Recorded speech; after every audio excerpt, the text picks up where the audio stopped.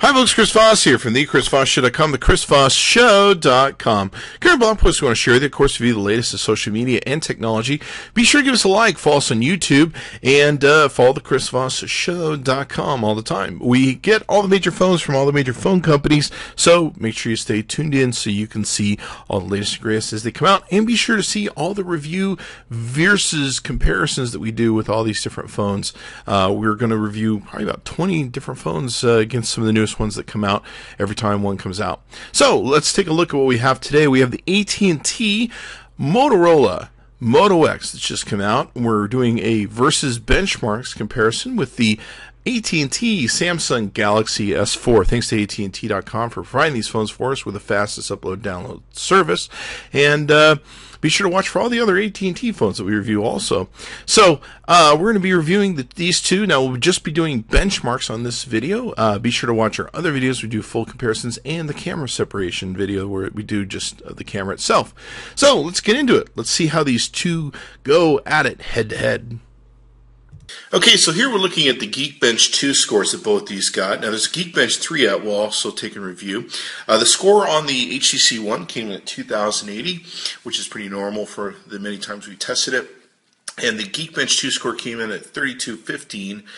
You can see the integer scores, floating point scores, memory scores, stream scores, floating point scores, etc. We're not going to page down through this because we're actually going to do the Geekbench 3 test. Okay, so here we have the Geekbench 3 test. This is a newer app that's out from Geekbench. You can see here that the score came out very different than what we had with Geekbench 2, so that's why we're presenting both of them. The single core score was 672 on the Moto X, 1252 on the Moto X. For the multi-core score, 642 for the single score on the S4 against 1578 for the multi-score. So kind of interesting how these new Geekbench 3 app breaks these things down. Obviously it is a multi-core, so it definitely scored higher. You have 4 cores, of course, with the S4 comparatively to the Moto X. Naturally it should be faster because it has a faster processor. But you never know. Sometimes these days, some phones have more memory, and that can make a difference. Page down through these. If you want to pause at any time, you're certainly welcome to. I don't really look at most of these scores. Mostly what I'm looking for is the totals, which kind of round up all this stuff and make looking at individually something if you want to do, you certainly can. Okay, so here we're using the 3D Mark app. This is a benchmarking app that tests a lot of different things with the phones, and this is the ice storm results that we've got here. Now, the Moto X came in at 11,438 in the score, and the S4 came in at 11,063. We're going to page down through some of the details so that you can see the details and breakdown here as to how the numbers came up and how they were applied and all that good stuff. And you can see down here some of the results of some of the other phones. So the nice thing about this app is you can follow along at home with most of these apps we're going to use for benchmarking. You can download them and compare them with the phones you're currently using now and decide which phones you want to upgrade to. Here you can see the AT&T benchmark scores. This is AT&T benchmark version 3.4. And the scores that came out on the Moto X were 18,850 against the Samsung Galaxy S4, 24,406. You can also see the breakdowns of the RAM, CPU, integer here, and all that good stuff. And we'll go ahead and page down. You can pause the video anytime if you so choose. And you can see how they basically mapped out against each other. Okay, so now here you can see we're doing a display test. And what we're doing is testing how well the colors come out on the different devices. I can tell you that the green is much, much richer on the Moto X. It's got a really great presentation of its colors.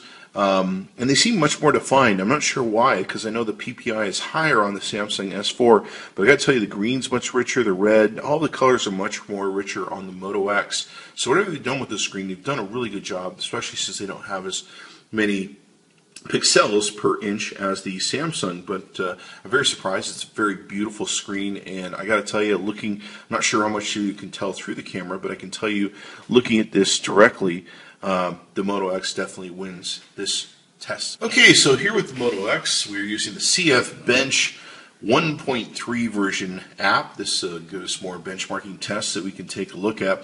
The main thing we're looking at is the full score here, but I'll slowly page down through the results that we got so that those of you following along at home who really like looking at these things, you guys can see the individual scores that you took and got. But like I said, the main thing we're looking for is the total that we're going to find here at the bottom, the total scores.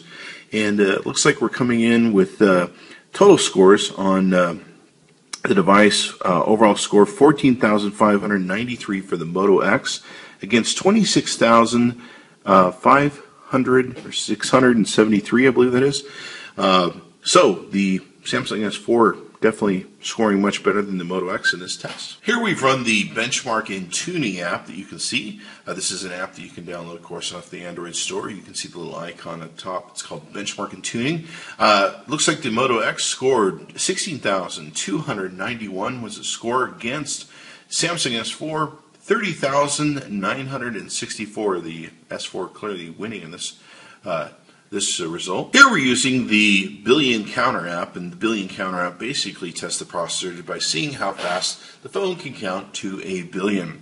In this case, the Moto X has done it in 11.214 seconds, and in the Samsung S4 case, it's done it in 11.318 seconds. Okay, so here you can see we've done the pass mark performance test, and they both have scored fairly well. The system score for the Moto X came in at 2809 against 3374 for the S4.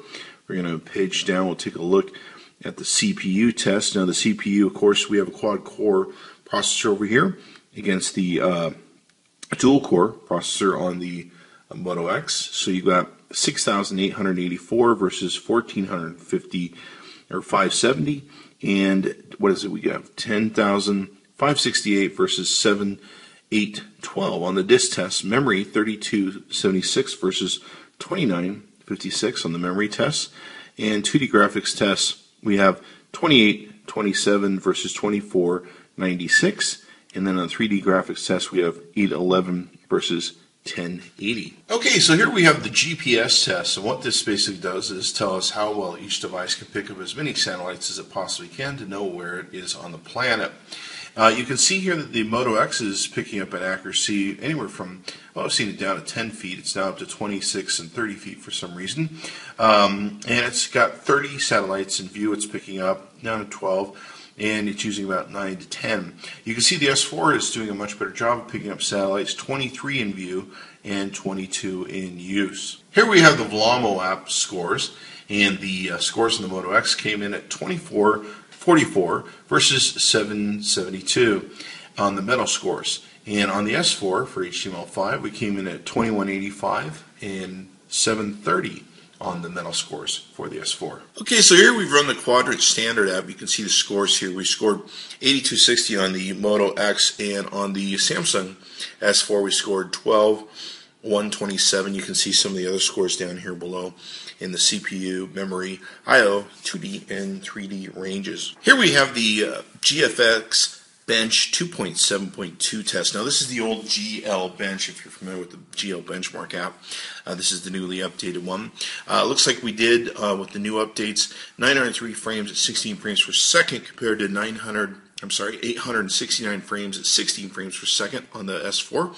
And on the Moto X, 1484 frames, 26 frames per second, comparatively to 853 frames at 15 frames per second. So after testing both phones, playing with them, and doing a side-by-side versus comparison, I like both phones. It's really up to you to decide which phone works best for you in your application and which you're comfortable using. You can get both these phones from our good friends at AT&T.com. That's AT&T.com with the fastest download and upload speeds. You can take and search on the Chris Voss Show for all the other wonderful phones we reviewed from AT&T. Be sure to check those out, and the versus comparisons and the individual videos we've done on each of these products, reviewing them in full so you can see what our results were there. And give us a like, subscribe to us on YouTube, be sure to check into chrisvossshow.com often, and also be sure to tune in next time. Thanks for coming by the chrisvossshow.com. Be sure to tell them Chris Voss sent you. Thanks for coming by.